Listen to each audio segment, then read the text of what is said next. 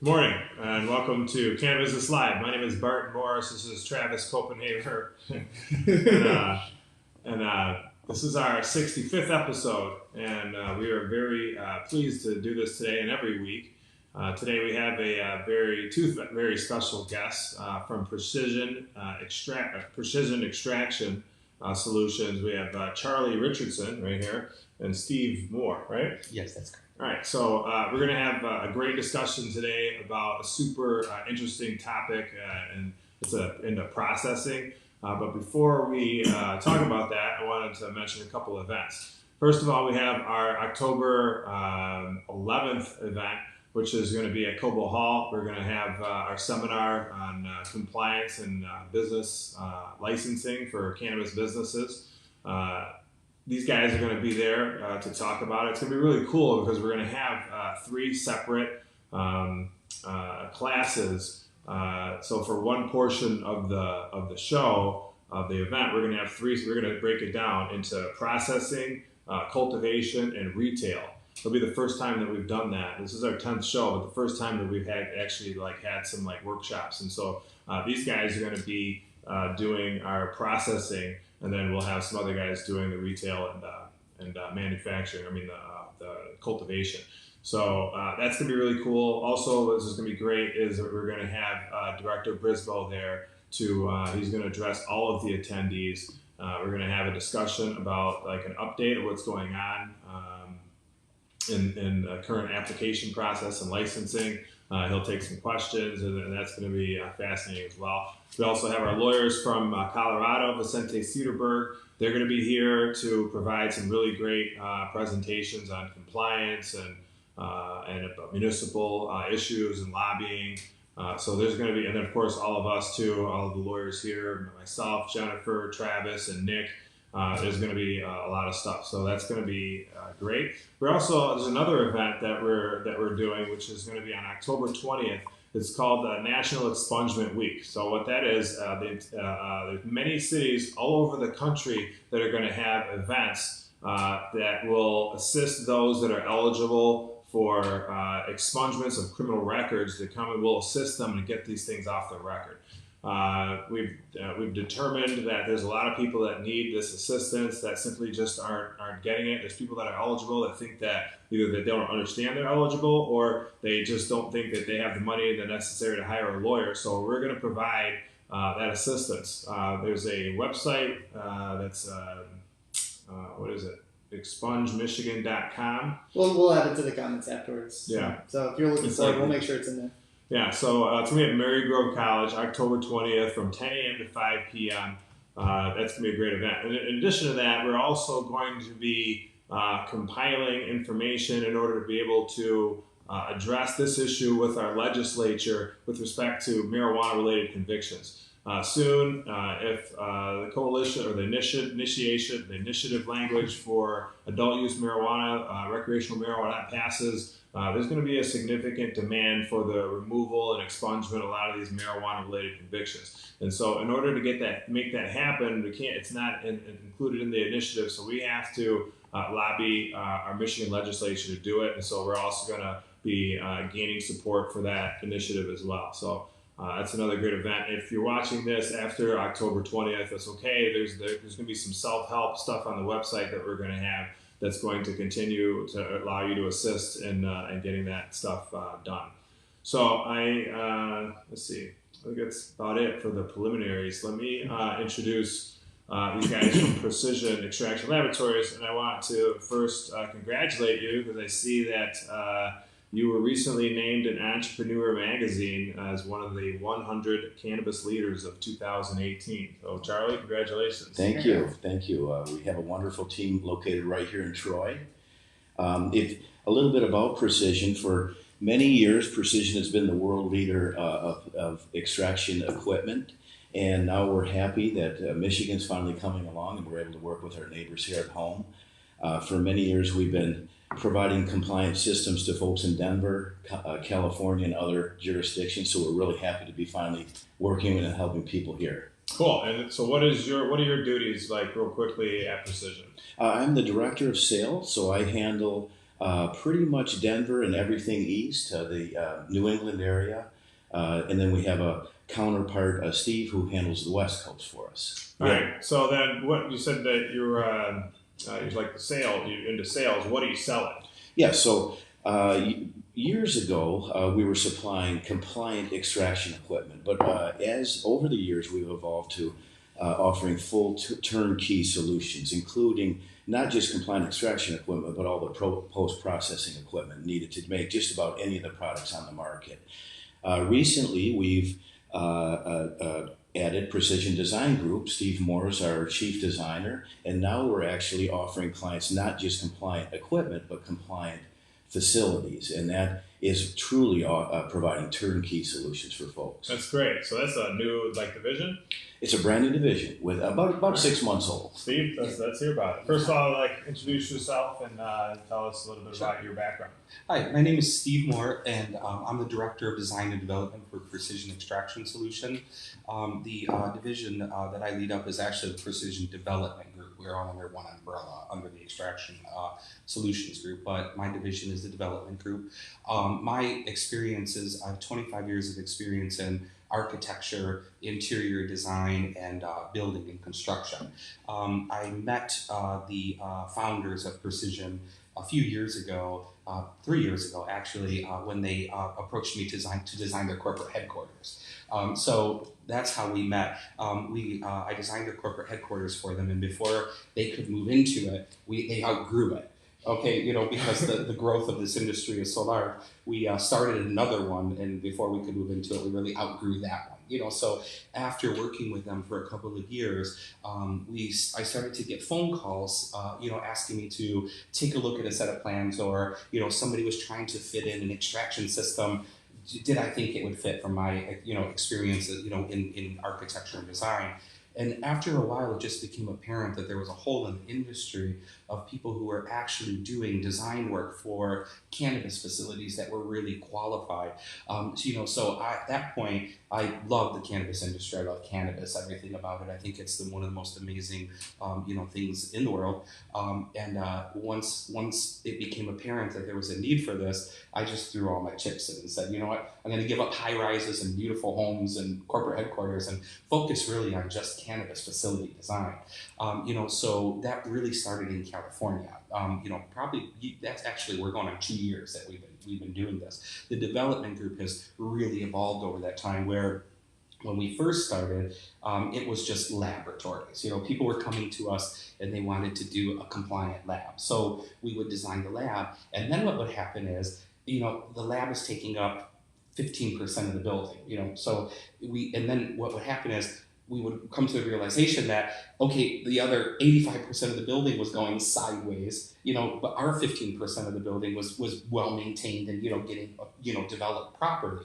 So it became apparent at that point that we needed to expand our services beyond just the laboratory portion and really take control of the whole project, so that we could have a compliant building. Because we look at the lab as this is the central point of this is where. Let's okay. Yeah, you stop me when you're ready. I'll keep going. No, I appreciate that. You're clearly excited about what you do, and I'm totally it's great. I think that this is one of the most exciting things about cannabis and the things going on in the future. So, what I wanted to try to focus our discussion on is what's going on in Michigan. I know that both of you have a lot of experience with facilities and processing in other states, right? Especially states that are a little bit more mature and developed, a lot more mature and developed than Michigan. So what I'd like to do is talk about what your experience from these other states can bring to Michigan and how you think this Michigan market is going to progress from where it is now. Can I touch on the equipment side, and then Steve can touch? So yeah. As Steve touched on, Precision is planning for using a lot of our clients in Michigan. We're hearing a common thread. They're very hesitant to proceed and make plans for the future because nothing's written in stone and they don't really know how to proceed.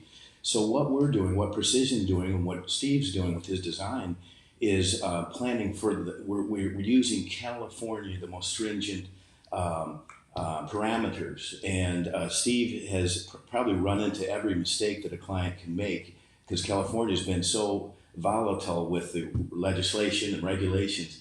So Steve probably seen it all. So we can, with great confidence, assure folks which equipment is going to be compliant and which design standards are going to be. We're planning for the future. Cool. So that helps folks in Michigan proceed with more confidence that Steve can share with them experiences that other folks have made in the past. And I'll let Steve touch on that from a design aspect. Sure. Yeah. So expanding on Charlie's explanation, what we're doing right now is we're looking at Michigan as Scoot over. Oh, sure. Sorry. Charlie's And falling more off the people screen. Yeah, we're Michigan being a new, what I would consider a newborn, state for what we're doing with cannabis. There's a lot of rules and regulations that haven't been explored or written yet. The California codes, I consider them to be the most highest standard that you can possibly ask for, as far as their gas storage, their safety, their power, their electrical, mechanical, etc. And what that means to me, as a designer and a developer, is eventually Michigan will catch up to that standard. So right now I feel that, the Michigan standards, they may not have everything in place that they need, to finish a compliant lab, but building, but within the next 6 months to a year, as buildings start to get approved and come online, they will get more stringent on what they're asking for. So all of the facilities that we're designing in Michigan right now are done under our California standards, because we know that it's going to be hard to pass that up, as far as fire safety, and life safety and things like that. We're actually doing something very similar in almost all of the state level narratives, because, while we're operating under emergency rules, while they're finally promulgating the final rules, a lot of, if you actually get into the details of doing the work that's required, building out, site plans, floor plans, and, design facilities, writing operational narratives, you'll be looking at these regulations for some guidance, and it's really not there. So you're kind of left with, doing it yourself and kind of, telling the lawyer, well, this is what we're going to do, not really knowing if that's going to fly or not. And we take a similar approach. We work with Vicente Cederberg, who've done these types of projects in several states to very high levels. And we're implementing, best practices that they've employed in other states when we're designing our operation narratives. And I have to imagine that same logic applies to the stuff you guys are doing. Yeah, sure that is correct, because we're seeing the same mistakes over, like the same mistakes that we saw in California, and let me correct that. Mistakes might not be the best way to say it. The same oversights, that we saw in California 2 years ago, 18 months ago, we're seeing in the conceptual plans that people are bringing us now. And we're scratching my head going, I've seen this before, then we're got to start over. We got to start over, guys. And I'm sure you guys appreciate this immensely, but it's always easier to ease back than to add after things are designed and built out. If you shoot for over compliance, you're never going to have a problem with compliance. If you under comply and you have to come back and try to retrofit, things that didn't fit the plan when you did it the first time, you're going to have a lot of costs and delays and potentially larger problems than that. So I might note, for that reason, Precision has one of the finest showrooms right here in Troy in our manufacturing facilities. So we've had many visits from Lara. Many of the municipalities have come in to see compliant equipment and see, not only, we also manufacture compliant processing areas as well, the rooms that these compliant systems are used in. So we've had many visits. They're actually coming, and we would invite any folks are always welcome to come in to our showroom. We've got a mock lab set up where you can see step-by-step extraction all the way through distillation, and we'd be happy to see anybody that would like to visit us. And like I said, we're helping actually shape, as you are in legislation, we're helping shape as far as design and compliance. I want to thank you guys for making that invitation. Like that, this is a really truly fascinating place. I've been to your old place once. I haven't been to your new place. I'm planning on coming by, because I learned so much when I go. And you're definitely like somebody. Both of you guys are somebody that the whole industry can learn from, especially a couple of lawyers.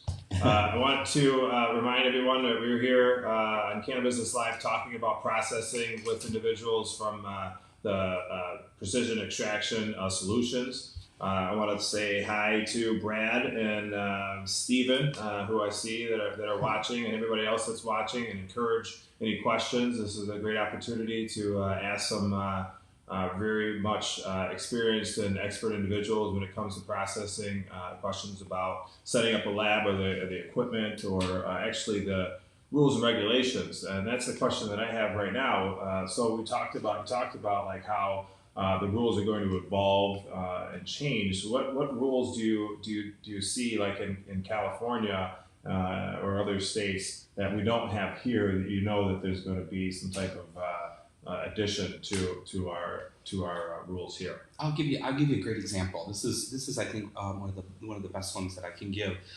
It's about transfilling. Okay, so when you're doing processing, you're dealing with volatile gases. You're dealing with propanes, butanes. You're dealing with ethanol. You're dealing and a lot of other gases that a lot of people are exploring that are relatively new. So what happens is California started off approving buildings to transfill indoors. Okay, so what that means is if you have a vessel that you have, I'm going to use coffee cups if that's okay. Sure. You have a vessel that's filled with propane. Okay, so eventually, and this is inside your building, and eventually this needs to be filled up, with new propane. So what was happening was California approved, okay, you can bring in another tank and you can bring it into your building, you can connect these two together, and you can fill up your propane right inside the building. One fire marshal came in and said, no, we're not going to do that anymore. This is a dangerous situation. You need to transfill outside of the building. So what that does is it completely changes the dynamic because now you have this exterior tank and you're removing the tank from a processing unit, taking it through your facility, filling it up and bringing it back indoors. Okay, so that's one of the best examples because even though this with coffee cups, this sounds like a very simple problem, it's really more complicated because there's solutions that have to be kind of discovered. Okay, what's the quickest way to do this? How do you bring it back around? I agree that the transfilling shouldn't happen inside of the building. It should happen exterior or through a hard pipe system. And that's the direction that Michigan is going right now. I don't even know that Michigan has discussed transfilling yet, right. But we're saying this is our recommendation for transfilling. We're not going to transfill inside the building. Well, this is practical. When you guys are consulting your clients, I would imagine then you're not necessarily looking at what Michigan is doing. Exactly. You're looking at like what your other states are doing, knowing that this is coming. Yeah. This is one example. This is one small example, and it's an important one because I consider this is a life safety, issue, and it's the big one. So eventually, regardless of which way Michigan goes, eventually they're going to say no more of this. You know what I mean? So that's a tip for you guys. You know what I mean? Like whoever's doing labs, plan for that in the future. And that's a perfect example of putting the cart before the horse. If you have an approved location, you get all your licensing in place, but that location just physically doesn't have space where you can do something like that. Well, now you can't utilize that extraction method. If you've purchased equipment that you no longer can use, or if you haven't anticipated needing that outdoor space that you can have access to. And then, practically speaking, it might not even meet up with the regulations as designed. If you're not allowed to do conduct like that outside of the regulated area, you might not even be able to fill it up if you're having to go to a common area like out in the lot or something else. Correct. Yeah, and where that becomes a problem in the future is, I don't think that we should ever make a mistake with thinking that these facilities can't be temporarily shut down if a fire marshal feels that something is unsafe, for the users. So this situation right here, this is a situation that a fire marshal could come in and say, hey, this is what we're going to push across the board. I feel very strongly about this. Every facility needs to become compliant by X date, and that's not something that would be out of the question when it becomes to life safety. So I have another example as well, more on the manufacturing end. Perfect example in where Laura is actually exploring more stringent than California and more towards like a Denver model, and that is that they require any processor to be trained by Precision and actually be certified and have a certification displayed on the premises. That's not required in California. It is, however, in Denver. And Laura, from what they're kind of hinting at in our various meetings, they're really looking at that as they want to make sure three things primarily. The folks are using compliant and certified machinery, processing systems. They're being used in a certified compliant area. And very important, closed loop is zero odor emissions during process. They love the idea of not stinking up the neighborhood. So those three criteria seem to be way up there in the priorities so far. Who do you think that they're going to, or who is more logical, or how do they identify who's going to do the training, right? Who's going to provide these certifications? Yes, Precision has trainers. They fly out to the facility and trains the folks how to. Right, I'm sure you do. Yeah. Obviously, that would make a lot of sense. But my question is, from the regulator standpoint, how are they going to select who's qualified to do it? Let's say somebody purchases your equipment and they decide they don't need your training, they need to be trained. It would have to be manufacturers trained, Precision. Okay. They couldn't seek training elsewhere. It has to be from the manufacturer. Yes. And if they add any new personnel, those folks also have to be trained by Precision, right, or at least interviewed after training by Precision staff. So that you can kind of qualify them. You can say this person has been qualified to Yes. operate our equipment. I mean, that's how important this industry is, right? Yes, very because you have this equipment has serious potential for safety violations. Which is why they really want to ensure folks are getting trained properly. So yeah, safety, and so the safety part is the huge aspect for compliance. But then I'll talk about the production line part as well. I can't tell you how many times we get phone calls that say, oh, the machine's not producing as much as we think it should. One of our techs goes out, runs the machine, and sets it up properly, and all of a sudden it's hitting the numbers, that it's supposed to hit. So that training, not only, is great for safety, life safety, and compliance, but it's also just to understand, how to actually operate the machinery, to make your production life easier and more economical and more efficient. Let's talk about the different departments that are involved, the different agencies that are involved in the oversight of processing facilities. We talked about, or we alluded to, we have like Michigan OSHA office, right, and the federal OSHA office, right, which is the Office of Safety, Health, and Agency. Occupational health. Occupational,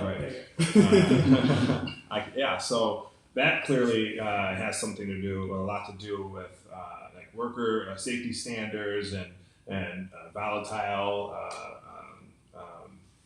products and chemicals being used, the air that's being breathed. What other agencies are involved? Well, ADA? Yeah, you have disability? American Disability, so all of the labs that we're currently designing facilities all meet the current ADA standards for handicap accessibility. And then also you're dealing with International Fire Code, which is a huge one. That's one of, I would say, the biggest, Right. The biggest ones, because anytime you're dealing with volatile substances or hazardous substances, the fire marshals have a say in every aspect of the building. You're dealing with the local municipalities, for building inspections, International Fire Code, International Mechanical and Building Code, so all the typical building codes that you would have, in the jurisdiction, you're dealing with. So, but the big one that we're always trying to stay on top of, again, is the fire safety. That's and the way that we approach every project, is we actually have a licensed fire engineer for every state, that we work with, that looks over every aspect of every project that we work on, so that we have a full understanding of hazardous materials, sprinklers, what they need to do, what our fire ratings are. That's one of the first steps that we do in a project, is initiate our fire safety.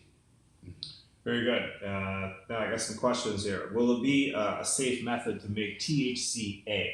So this presumes that there's not a safe method now, right? Yes. So THCA, of course, is the cannabinoid THC, the acid form of THC that hasn't been carboxylized. Yes. Right? And maybe for our audience too, there is an advisory bulletin from Laura saying that there currently is none. Can you explain just maybe briefly for those who don't know what it is? Yes. Laura recently issued an opinion stating there's no current approved vessel, and these products are manufactured using a pressurized vessel, reactionary vessel. So Precision is in the process of developing a product that will meet the standards. They're looking for, once again, a vessel that is engineering peer reviewed and approved, most likely through the pressure safety inspectors. So we're very close to finalizing in research and development something that will be available in the Michigan market. All right. So the question was, when is this going to happen, right? And not necessarily with respect to you and Precision, but potentially, I suppose, the industry, right? When is this going to happen to the degree to which that the regulators are going to find something that is going to be, that they're going to find to be acceptable for THCA, right? Yes, and typically Precision leads the way in that. We'll develop a product, we'll submit it for peer review engineering, it'll come back approved, and then we'll introduce, and it'll be approved just like any one of our other products. It'll be approved through the building department. That could be 90 days to 6 months out, and that's, I'm giving a realistic number because I've taken 3 calls in the last 24 hours about the same question. Hey, can you guys do a reactionary? Yeah. And I'm like, we're working on it, we're studying it, we're researching it, but the reality of it is this. We got to start with something, evolve it, work on it. It's got to go through our rigorous testing practices. It's got to be peer reviewed by third parties, American Society of Mechanical Engineers. And then after we get all of those steps done, it has to go to the municipalities to say, hey, this is our answers, this is our solutions, will you accept this as a solution? So this is a long process, and that's what's, I think, really interesting about where we are in the cannabis industry right now is every day I'm hearing new things, like if I went back a year ago, it was always, my phone calls were always, I want to produce as much oil as I possibly can. How do I do that? Now I'm getting guys, I want to make diamonds. I want to crash crystals with pentane. I want to, like THCA. And I'm just like, whoa. One thing at a time. It's not just equipment. It's everything. What we're talking about. What we're talking about now is no longer, hey, we're going to drop this extractor and you're going to be producing oil. It's we're evolving this industry day to day, and what that means is it's like working backwards. Here's the product that I want to make, THCAs, diamonds, crystals, whatever I want to make. Okay, we'll step it backwards. This is how you make it. This is the process. This is the equipment that you need, and then here's the compliance. That it's going to take, because we're a lot of these methods go back to the days of open blasting. And just kind of like doing things out in the open without any compliance. So now everybody's trying to get everything up to a safe level that is code compliant. So it's all baby steps through the whole thing. Unfortunately, in the cannabis industry, baby steps need to be done in 6 hours. You know what I mean? So because everything is yesterday. This industry completely changes so quickly. Yeah. It's like 6 months is like 5 years in other industries. It's fascinating. Yeah, but like I said, 3 calls in the last 24 hours about that same question. How do I do this? How do I make it compliant? And we're close. We have answers. We're getting there, but they have none of them have been approved yet. Sorry. One item that Precision's done recently to help clients in various municipalities is, as of last month, all of our systems are now MSE, multiple solvent extractors, which means you can use any light hydrocarbon solvent or any alcohol-based solvent, which means you can use ethanol, which satisfies a great deal of demand. So as of recently, Precision has launched this brand new campaign that our systems are even more flexible than ever. And this is probably in response to some like municipalities or even states that are probably not states, but municipalities are saying we don't want any hydrocarbon extraction. Exactly. Not yet, anyways. They're still considering. Right. So you have a machine. All of your instruments are going to be MSE, so that you can do multiple. Yes. This has allowed folks in those areas that it's still up in the air, and there's no doubt eventually they'll come around once we show compliant issues. But this allows folks to proceed in areas with their lab, knowing that they can, if indeed is still held up, they can still proceed with ethanol extraction, which is far less stringent than volatile BHO extraction. And there's another aspect to that too. That this was an answer for 2 things. One was for the difference in solvents, meaning ethanol is obviously a lot less volatile, can be used in more areas, but the other area is, and this is highly debatable, and I understand that, but in theory, I do also agree with that. A lot of processors right now, or a handful of processors, are moving towards a more organic end product, something that's as natural as they can possibly make it. So what a lot of the extractors are looking for to achieve that is either CO2 or ethanol extraction, because it's not quite this, as volatile and as chemical as a butane. Again, debatable. I understand that. So a lot of people are looking at ethanol as a solution to say, I can make a cleaner end oil, like using ethanol, like a more natural product, as opposed to butane, because CO2 is very difficult difficult to extract with and takes a lot of time and a lot of process. So the next step up from that would be the ethanol. So our multi-solvent systems really address those two items. But our safety compliance facilities, they have to test for residual solvents anyway. I mean, what do you think about those standards with respect to testing for residual like butane? It depends on the product you're making, but if you're making, we call them phase 1 type products with the smokable batters and waxes and shatter type products.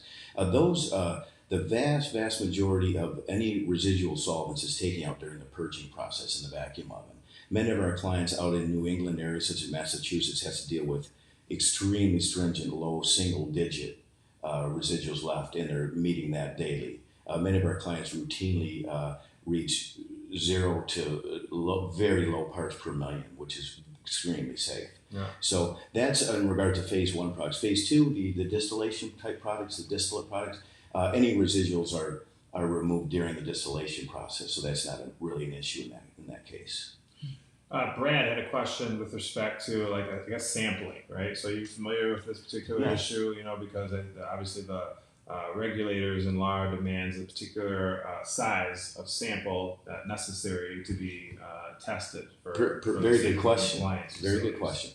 Throughout New England, Pennsylvania, Mass, they're requiring 10-pound batch lot sizes to be run and tested, and for that reason, Precision has developed the new X10 model.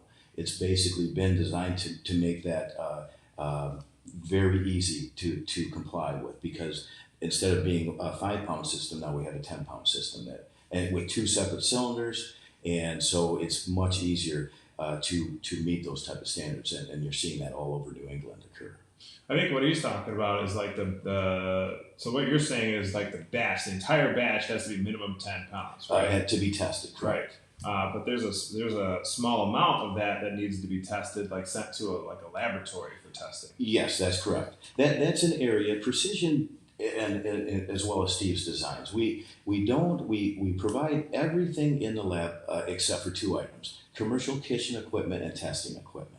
Mm-hmm. So traditionally, most of our clients either seek that from another vendor, or they outsource that. So that's something that Precision really doesn't participate much in as far as that goes. A good testing lab will cost you a pretty penny.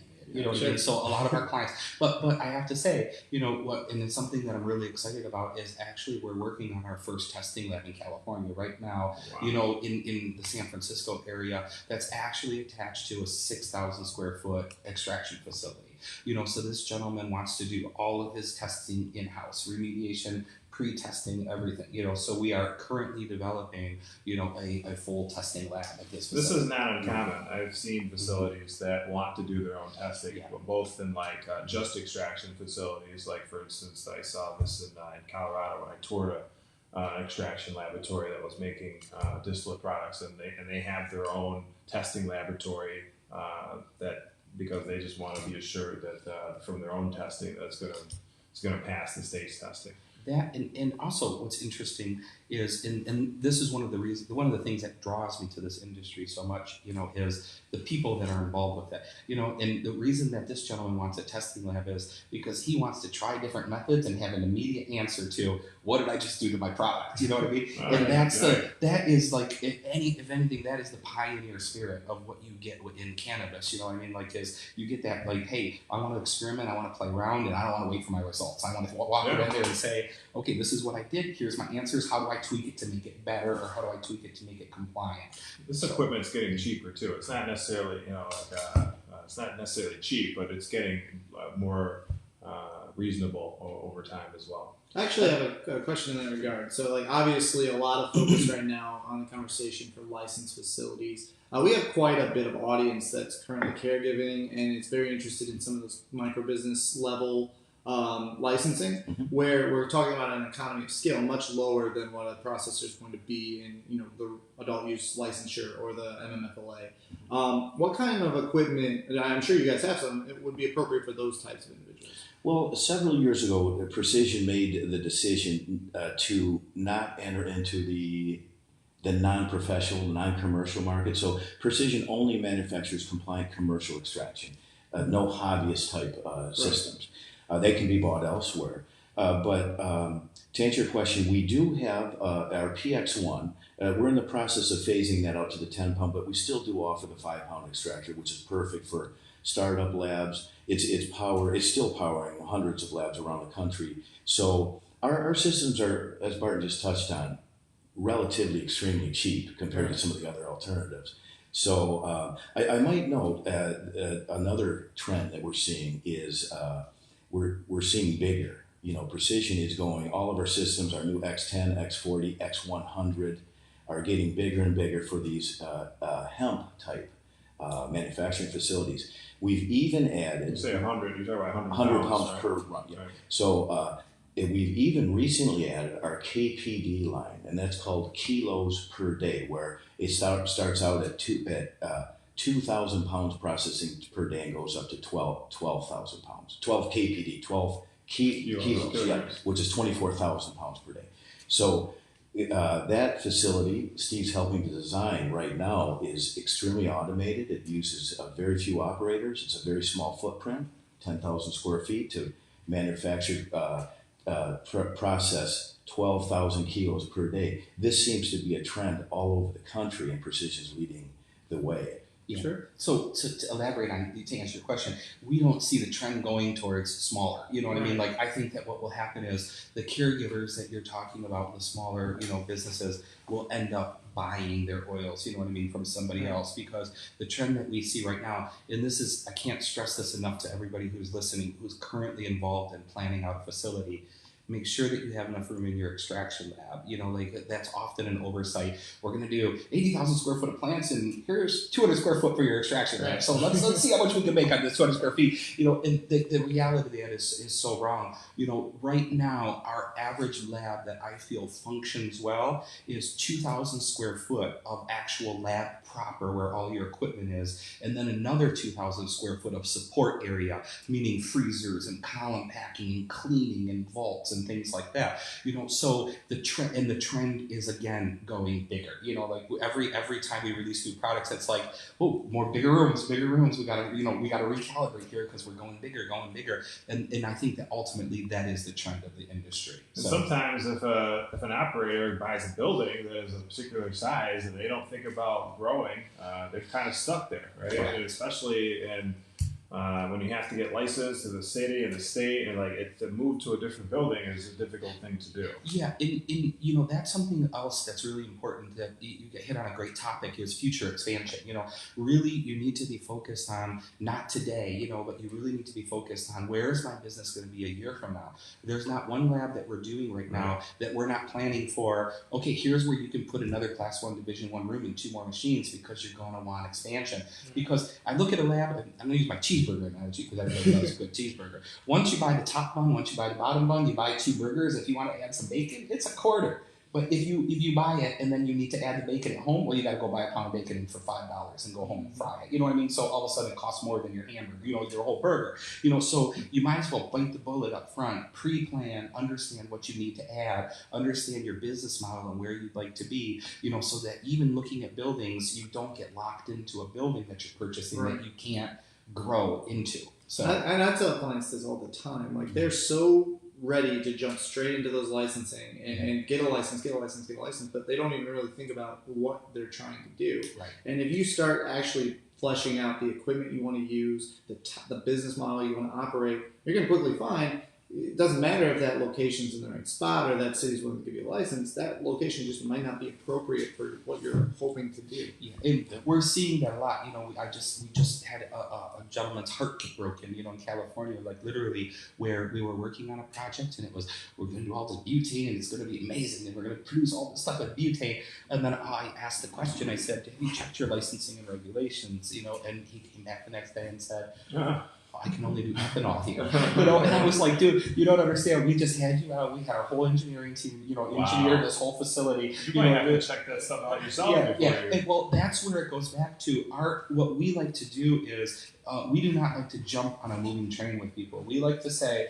hey, we want to start back at the beginning so that we can dot all our I's and cross all our T's to walk through it before we even initiate, because we've had this happen so many times, So the reality of it is, and that's where the development group is really moving towards, is we're going to the beginning of your project. We want to check everything before we even move you forward, because everybody knows everything until they don't know it, and then all of a sudden it's 6 months of wasted time. You know what I mean? For a team. Luckily with this one, it was a week's wasted time, so it wasn't the end of the world. But still, like I said, but there's a big difference, as operators know out there, between butane extraction and ethanol extraction. You can get to the same product at the end, but if you're a butane guy, you don't want to do ethanol. You know what I mean? Like if you're an ethanol guy, you don't want to do butane. So now this guy is really, he's forced to do ethanol. Or move. Right. That brings me to. You touched on a point, Steve. One very important service that Steve and his group offers is code analysis and due diligence. If a client is looking at a particular building or in a particular municipality, Steve and his team will go in there and do all the code analysis as a small package, very cost effective. We had one gentleman that was set on buying a building, and Steve, after analyzing it, Steve found out he had no chance for parking expansion. And he only had, 2 or 3 spots. Right. He was going to have 14 employees. So that building was out of the question, but he had no idea until we went in and looked at his code at due diligence. So you probably don't have a line item for busting in your employees. What's funny about that particular one is, and this is another great one for your audience, is everybody believes, and I hear this all the time, it's cannabis, they'll let it go. Well, it's cannabis, they're going to let it go. And it's like, no, you need to rethink that. It's cannabis, it's more stringent. Every code, they will not allow you anything, any kind of, variance that's not public, anything. Everything has to be exactly per the code. It's not easier because it's cannabis, it's harder. Right. So, and we have that happen all the time in Long Beach, because you guys know Long Beach is nothing but it's completely full. So if you need 10 parking spaces and you got 3, well, guess you can't operate. So you say Long Beach? I wish I knew Long Beach. Yeah. Sounds like Martin needs to send me to Long Beach. I just take advantage and blissfully forget that I spend half my time in California. That's awesome. So, yeah. All right. Well, we're gonna have to end this, but we're not going to end it totally, because we're going to continue this, right? And October 11th at Cobo Hall, these guys are going to be attending and presenting in our specific processing group, and we really very much appreciate you guys being here today. Seriously, this is fascinating to me, and we're really super lucky. You're like lab. Your facility is very close to. It's 10 minutes away. Yeah. So once again, we'd like to extend an invitation to you and anyone listening. PrecisionExtraction.com. You can go and request an appointment, and we're just around the corner. I went there. The first time I met Charlie is when I think I just called you guys and just added, and then he basically took an hour and a half and showed me everything, and I appreciated that. We've been always welcome. Yeah. I do. Can I make an announcement? Yeah. Hopefully this is the right place to do it, and hopefully your audience will love this. I'm hiring. So I'm currently looking for architects, engineers, designers, who are interested in joining the cannabis industry. Sure, we can write off with that. Yeah, so here's my basic rules. If you have to love cannabis, and you have to love it and really enjoy working with it. You have to love the industry, and you have to love design. If you can meet those 3 qualifications, and you have experience in architecture, engineering, any kind of design that deals with buildings or construction, I would like to hear from you. So you have an email address? Yeah, you can send it directly to me. It's Steve M at precisionextraction.com. And if anyone needs help connecting with them, because you saw this video, let us know. We'll make sure you get through to them. So. All right. Well, thank you guys again, and thank you everybody for watching. Please share this with anybody you think that might benefit from it. We'll be back next week. I can't remember if we have somebody lined up. We'll announce it. No worries. Yeah. All right. So thanks again, and we'll see you next week. You guys. Thank you. Thank you. Hey, guys, I was talking. Those.